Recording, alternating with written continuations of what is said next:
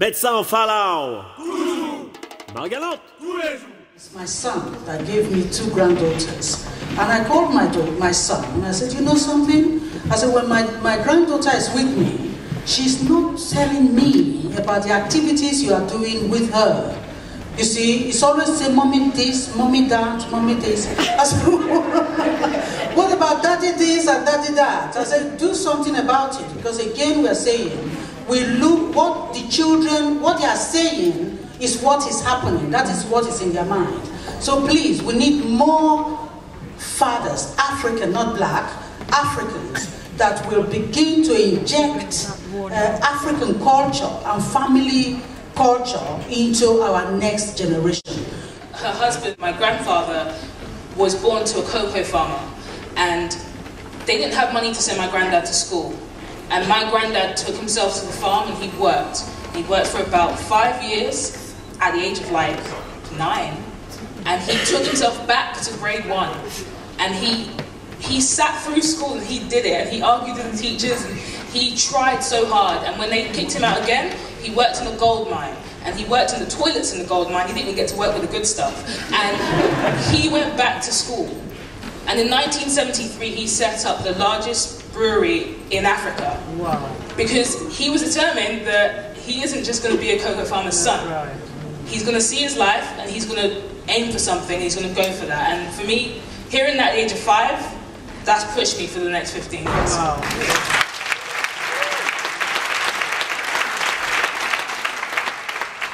What I have in my whole life come to realize is that every African is a trader.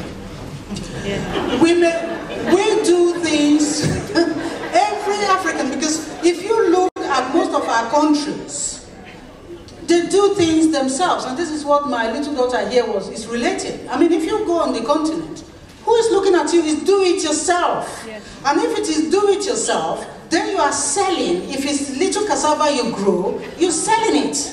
That is the entrepreneurial thing that we call here in this Western world.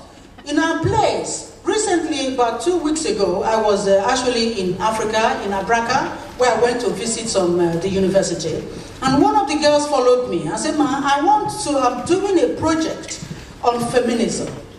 And I said, feminism? And they said, yes. I said, well, what do you actually understand by feminism?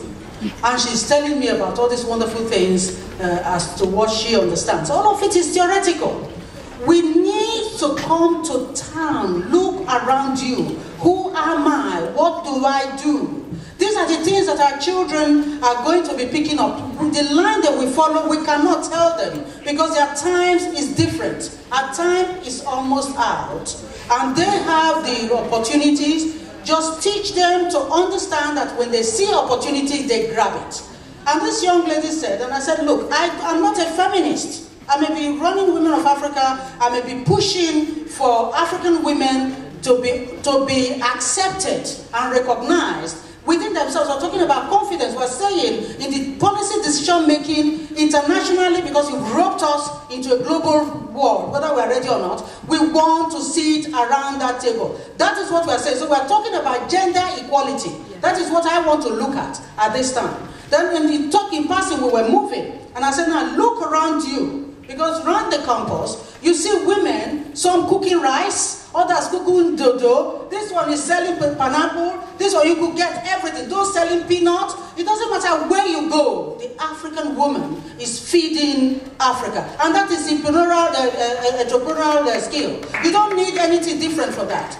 If you can, then move on. And you want to be an accountant, go into the banks. You will see women managers. They are everywhere. But the world refused to accept that the African woman is a leader. And the African woman is a leader. And our children coming will lead the world. So we walk down and give them a formula that they must follow. Because it's already in them. I returned 2 weeks from Africa and my son sat me down and said to me, Mommy, I have told you that you should stop telling me that Nigeria is backward. Because what I see is emerging markets. I say, look, I congratulate you. Médecin en Falau. Margalante.